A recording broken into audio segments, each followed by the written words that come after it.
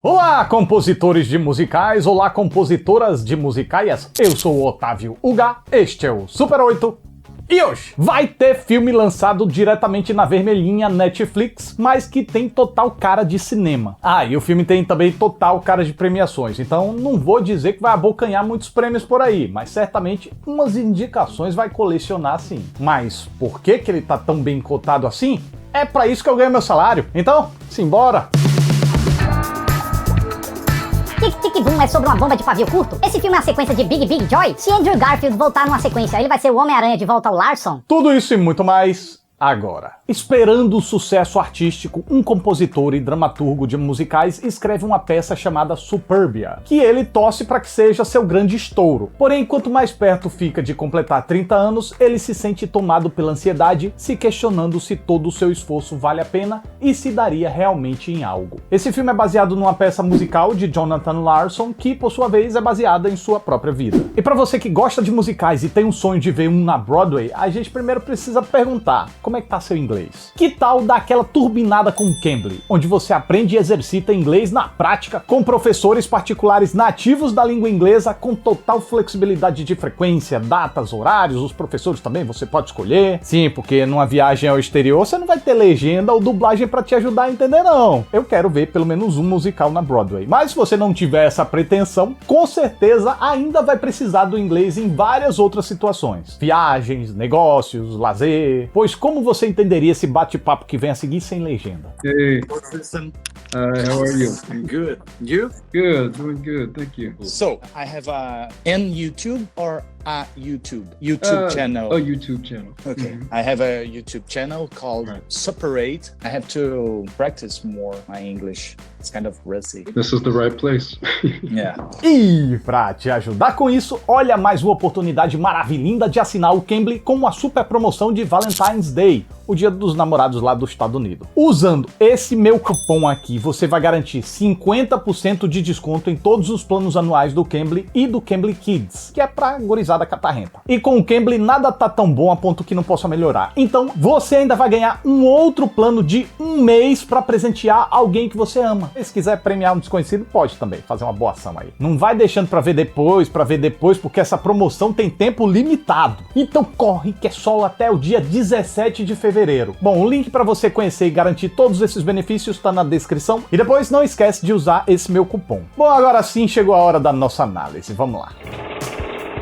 Era um fim de noite, eu tinha em mente assistir a Tic Tic Boom no dia seguinte, mas despretensiosamente eu decidi dar um play só pra ver qual era do filme em uns 5, 10 minutinhos, depois eu desligaria e iniciaria no dia seguinte. Mas rapejada, não é que eu não consegui parar, veio 20, veio 30, veio 45 e aí eu fui até o final. Porque é um filme muito bem estruturadinho pra acoplar os acontecimentos uns nos outros e jamais dar a impressão de ter tempo morto, mesmo contando com alguns trechos mais intimistas e reflexivos e mais lentos. Uma outra coisa que ajuda essa progressão infreável é o constante clima de emergência exemplarmente articulado pelo roteiro, direção e montagem. Primeiramente, percebendo que o prazo auto-estipulado pelo protagonista de alcançar o sucesso antes dos 30 é algo muito subjetivo e poderia não despertar tanta credibilidade diante do público, o roteiro de Steven Levenson, adaptando o musical do próprio retratado, o Jonathan Larson, como eu já falei, valida a emergência através de um outro prazo mais objetivo: compor uma última e importante canção para o seu musical a tempo de uma decisiva apresentação para eventuais produtores. E como se isso já não fosse motivo suficiente para subir o nível de emergência da trama, o personagem ainda precisa compatibilizar sua necessidade profissional com outros afazeres que surgem de repente, sem que ele tenha qualquer tipo de controle,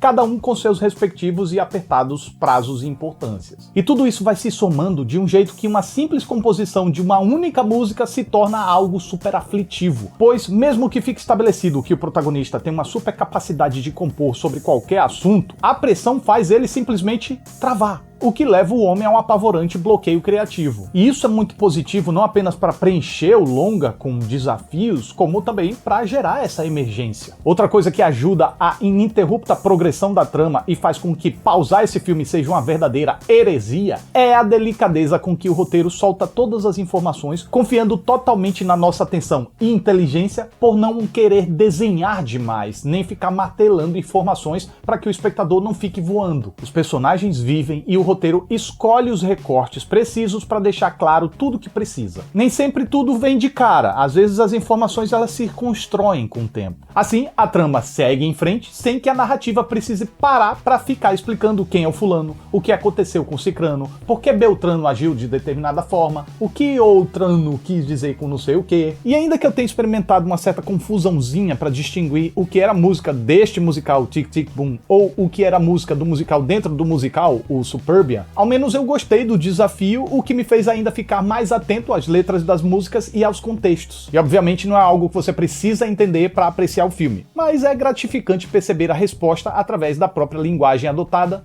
não de palavras necessariamente. E falando dessa coisa de um musical dentro do musical, de um filme falando sobre um processo de criação, a gente tem aqui um exemplar uso da metalinguagem. Eu já falei por aqui de uma certa síndrome de cineasta iniciante que quer falar sobre ele mesmo fazendo o filme, e Tic Tic Boom, ao mesmo tempo que parece ser um desses casos, tá muito longe deles. Acontece que esse projeto nem se basta na metalinguagem, nem faz dela o foco e nem fala sobre si próprio. A trama é semi-autobiográfica sim, por parte do autor original da peça e também por parte do diretor que pode se identificar com algumas situações daqui, enfim. Mas ela narra o processo criativo de uma obra anterior, não a obra que a gente está vendo. Além disso, o assunto aqui é a busca de um artista por um lugar ao sol e que, pela natureza da área da temática, a jornada do dito cujo acaba sendo sobre um processo criativo dificultoso. Isto é, a metalinguagem surge quase por um acaso. Só não é propriamente por acaso no frigir dos ovos porque a direção vê a bola da metalinguagem quicando na frente do gol sem goleiro e não perde a oportunidade de ripar pra dentro, explorando ela para envolver o filme numa embalagem mais divertida e convidativa, até para contornar o fato desse ser um musical visualmente humilde. E não falo isso em tom depreciativo não, tá? Tô apenas constatando que não é um daqueles espetáculos entupidos de números de danças e coreografias super complexas, design de produção estonteoso, master estrambólico e tal. Tic Tic Boom honra a sua origem de musical off-Broadway. Um espetáculo menor, mais intimista e que ganha na inteligência e na inventividade do texto e da narrativa. E a contribuição da direção nesse esforço criativo tá desde detalhes como transformar faixas de uma piscina em partituras ou conceber números musicais em câmera lenta que preservam os movimentos labiais dos atores de acordo com a música na velocidade normal. A estrutura do projeto que mescla com maestria literalidade com alegorias, representações interpretativas com interpretações musicais, e tudo isso ainda é carregado por uma narração a partir de um palco que, por sua vez, mistura narração direta com narração em formato musical. Ah, e tem ainda algumas singelas quebras de quarta parede, o que vem a calhar por ser um recurso tipicamente teatral. Mistureba essa que poderia facilmente descambar numa bagunça completa. Porém, a direção de Lin-Manuel Miranda não apenas não se perde, como costura tudo de um jeito sobrenaturalmente hipnótico. E lembra do tal clima de urgência que eu falei, que tá na essência da história? O diretor guia com perfeição esse clima e ainda potencializa ele através dessas tais idas e vindas e firulas narrativas, tudo de forma eximiamente fluida, fazendo com que a gente não se baste em ver a pressão pela qual o protagonista tá passando, mas sinta como se a gente tivesse na pele dele. Uma das coisas que me cativou muito nesse filme foi a identificação. Eu tenho um passado teatral e um passado de audiovisual independente, então eu pude reviver alguns momentos da minha época de vacas magras em que eu apostava tudo em um projeto e nada. Apostava tudo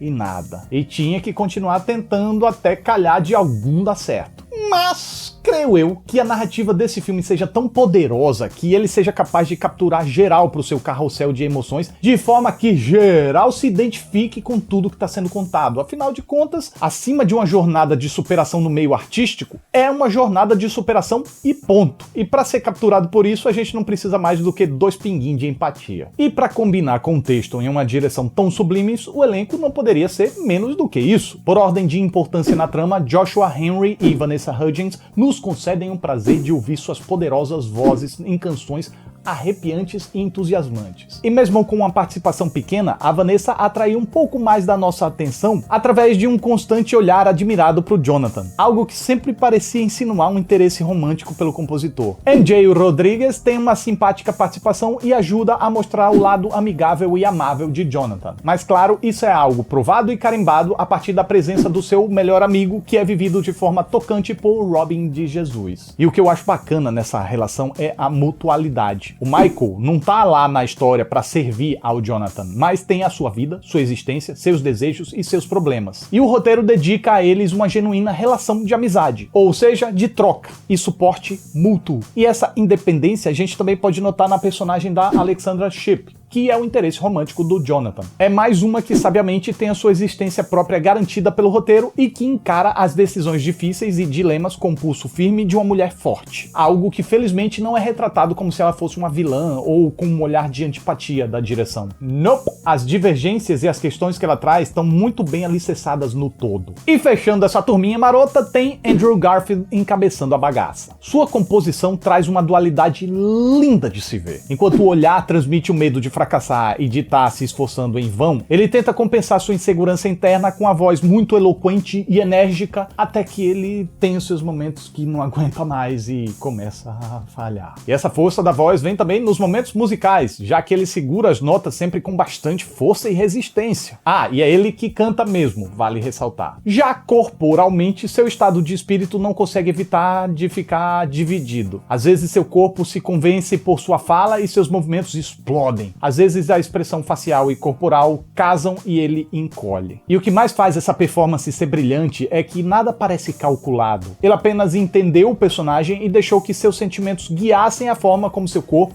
rosto e voz se expressam. Sem dúvida, uma interpretação, não imitação, que merece ser lembrada na temporada de premiações. Assim como o filme também merece. Um filme que, apesar da estrutura aparentemente desnorteada, jamais fica perdido e deixa de ser extremamente contagiante e deliciante. Ah, e com músicas igualmente adoráveis que inclusive eu já adicionei na minha playlist de favoritos.